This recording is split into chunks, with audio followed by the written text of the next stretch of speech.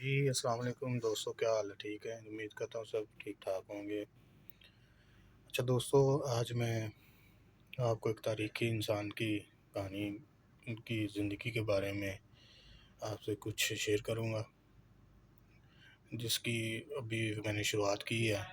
ابھی اس کا پہلا حصہ ہے، پھر آہستہ آہستہ میں آپ کو اس کے دونوں یعنی کہ سبھی پارٹس آپ سے شیئر کروں گا۔ آپ کو ان کا نام بتاتا چلوں، ان کا نام ہے سلطان جلال الدین محمد خوارزم شاہ۔ دوستو کہتے ہیں کہ وسط ایشیا دنیا کی عظیم ترین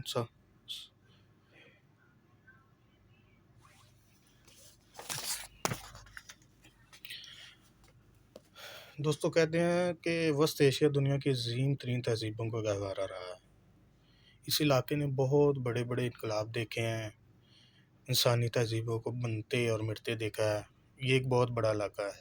تاریخی لحاظ سے اسے ترکستان کہا جاتا ہے۔ اس میں چینی ترکستان اور فارسی اور روسی ترکستان اور افغانستان کے بعض علاقے بھی شامل تھے۔ ابھی وسط ایشیا کا رقبہ 40 لاکھ مربع کلومیٹر پر مشتمل ہے۔ اس وقت ترکستان میں سوویت دور کی بنائی ہوئی 5 جمہوریتیں ہیں، جن میں قزاقستان، کرغزستان، تاجکستان، ازبکستان اور ترکمانستان شامل ہیں۔ دریائے جیہو کے پار کا علاقہ، جسے ماروا نہر کہا جاتا ہے، کبھی تودان بھی کہلاتا تھا۔ اصل میں ہم ترک نسل کے بارے میں بات کریں گے۔ ترک نسل جو ہے وہ منگولوں سے قریب ہے۔ کہتے ہیں عربوں کی فتوحات کے نتیجے میں یہ علاقہ دولت اسلام سے مالا مال ہوا ہے۔ اسلام سے پہلے یہاں بدھ مت اور مجوسیت کا دور تھا۔ سب سے پہلے طاہریوں نے آزاد حکومت کی داغ بیل ڈالی۔ اسے صفاریوں نے ختم کر کے ایک وسیع آزاد سلطنت قائم کی تھی، جسے سامانیوں نے ختم کر کے پورے وسط ایشیا پر قبضہ کیا۔ سامانیوں کے بعد کہتے ہیں غزنوی آئے، غزنویوں کے بعد غوری برسر اقتدار رہے، اور پھر سلجوکیوں نے ایک عظیم سلطنت قائم کی۔ اصل میں دولت خوارزم شاہ جس کی آج ہم بات کر رہے ہیں، یہ سلجوکیوں کی سرپرستی میں قائم ہوئی تھی۔ خوارزم شاہ سلطنت عالم اسلام کی ایک عظیم سلطنت کے طور پر ابھری ہے، لیکن جب اس پر چنگیز خان کی یلغار ہوئی، اس کی سلطنت کی بنیادوں کو اس نے ہلا کے رکھ دیا تھا۔ لیکن اس کا آخری سلطان جلال الدین خوارزم شاہ آج بھی وسط ایشیا کا محبوب ہیرو ہے۔ اس کی یاد کو تازہ رکھنے کے لیے اسکولوں میں اس کے مجسمے اور اس کی تصویریں بنائی گئی ہیں۔ یہ جتنے بھی خاندان برسر اقتدار آتے گئے، ان کے سب کے دریا ایرانی رنگ میں رنگے ہوئے تھے۔ یعنی ان کی جو جتنی بھی ان کی رہن سہن تھا، وہ سارا ایرانی رنگ میں رنگا ہوا تھا، اور ان سب نے فارسی زبان کو ترقی دی ہے۔ خوارزم شاہوں کے پاس رشید الدین اور وہوات تھا۔ اس زمانے میں فارسی زبان کا احیاء ہوا، اور آج بھی پورے وسط ایشیا میں اور چینی جسے ہم کہتے ہیں چینی ترکستان، جی اس میں بھی ابھی بھی بولی جاتی ہے۔ یہ ترک حکمران جتنے بھی تھے وہ سیف و قلم ہوتے تھے، یعنی کہ ان کے پاس بہت زیادہ علم ہوتا تھا۔ ہر لحاظ سے وہ ہر شعبے میں بہت آگے تھے اس زمانے میں۔ ایک وقت ایسا بھی آیا کہ پورے عالم اسلام میں ترکوں کی حکومت تھی۔ ان میں مصر کے مملوک بھی شامل تھے، جو دراصل ترکی تھے۔ برصغیر کے اکثر حکمران بھی ترکی تھے، اور ان سب کا تعلق وسط ایشیا سے تھا۔ مارے عالم اسلام کی عمارت پر اصل چھاپ وسط ایشیائی کی ہے۔ آپ کہیں بھی چلے جائیں، تقریباً ایک جیسی ہی عمارات نظر آئیں گی۔ ان کے کاریگر ترکی ہوتے تھے، حتیٰ کہ پاکستان میں فیصل مسجد، مینار پاکستان، جن کو بڑی عزت کی نگاہ سے دیکھا جاتا ہے، ان دونوں کے ڈیزائن بنانے والے ترکی تھے۔ خواجہ شاہوں نے ایک عظیم سلطنت کی بنیاد رکھی ہے، لیکن بدقسمتی سے چنگیز خان کی ٹڈی دل فوج کا مقابلہ نہ کر سکی۔ لیکن اس وقت سلطان جلال الدین خواجہ شاہ نے وسط ایشیا سے لے کر بغداد تک منگولوں کے ناک میں دم کیے ہوئے رکھا تھا۔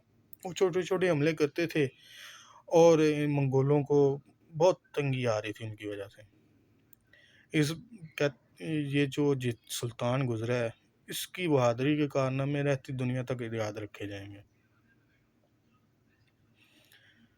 اصل میں سلطان خواجہ شاہ وسط ایشیا کا ایک ایسا ہیرو جس کی مثال پوری تاریخ اسلامی تاریخ میں نہیں ملتی۔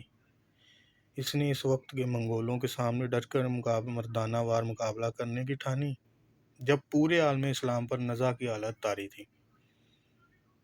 اس نے پورے 20 سال منگولوں کے علاوہ دوسرے حکمرانوں کا مقابلہ کیا اور کامیابی نے اس کے قدم چومے۔ آج بھی اہل ازبکستان کے لیے وہ مثالی ہیرو کا درجہ رکھتا ہے۔ اس کی کئی یادگاریں قائم کی گئی ہیں اور اسکولوں پر اس کی تصویریں بھی ہیں۔ لیکن یہ جب چنگیز خان کے نرغے میں آیا تو اس نے پہاڑ کی چوٹی سے گھوڑے کو دریائے سندھ میں ڈال دیا اور چھلانگ لگا کے دوسرے کنارے پہنچ گیا۔ اس کا یہ کارنامہ دیکھ کر چنگیز خان بھی اپنے ہاتھ منہ میں لے لیا اور اس نے اپنے بیٹوں کو اس کی بہادری کے بارے میں بتایا۔ وسط ایشیا کی تاریخ مسلمانوں کے حملوں سے شروع ہوتی ہے اور بدھ مت کا گڑھ دیکھتے ہی دیکھتے اسلام کا پیرو ہو گیا۔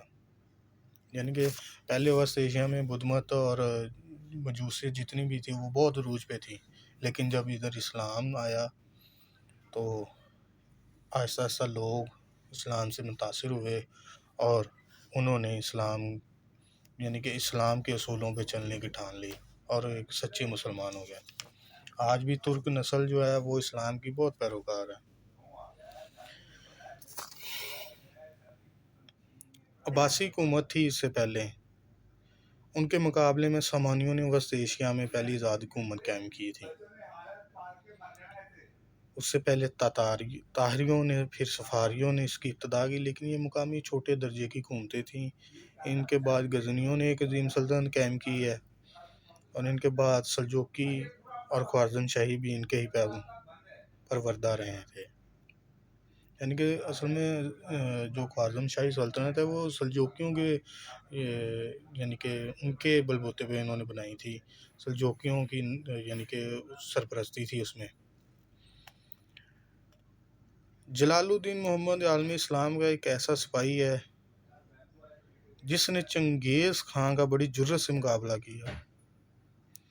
جب اس پر چنگیز خان نے تمام راستے بند کر دیے تو اس نے نہایت دلیری سے دریائے سندھ میں چٹان سے کود کر گھوڑے سمیت چھلانگ لگا دی اور دیکھتے ہی دیکھتے دریا کو عبور کر گیا۔ اس واقعے کے بعد اس نے کوہستان نمک میں کافی عرصہ گزارا ہے۔ یہاں کیا الجر دور سے بھی جنگیں بھی ہوئی ہیں اور وہ آخرکار ختم ہو گئے۔ اس علاقے میں سلطان نے رائے شنکر کھوکھر کی بیٹی سے شادی کر کے کھوکھروں کی حمایت حاصل کر لی۔ سلطان جتنا عرصہ بھی کوہستان نمک میں رہا ہے ابھی بھی اس کے نام کے 2 قلعے مشہور ہیں۔ ایک آئمہ میرا کے پاس قلعہ سمرقند اور دوسرا ضلع خوشاب میں تلاجہ کے نام سے مشہور ہے۔ خوارزم شاہ عالم اسلام میں سب سے زیادہ طاقتور تصور کیا جاتا تھا، لیکن چنگیز خان کے سامنے اس کے والد کی بزدلی نے اس کو بھی آرام نصیب نہیں کرنے دیا اور وہ ملک علیگ منگولوں کو ناکو چنے چباتا وسط ایشیا یعنی کہ وہ اپنے والد کی بزدلی کی وجہ سے اس کو اپنا ملک بھی چھوڑنا پڑا، لیکن پھر بھی وہ منگولوں کے سامنے جھکا نہیں ہے۔ دوستو باقی انشاءاللہ میں کل اپلوڈ کروں گا۔ اپنا خیال رکھیے گا، میرے چینل کو سبسکرائب کیجیے گا، کمنٹس کیجیے گا، شیئر کیجیے گا، لائکس کیجیے گا۔ السلام علیکم۔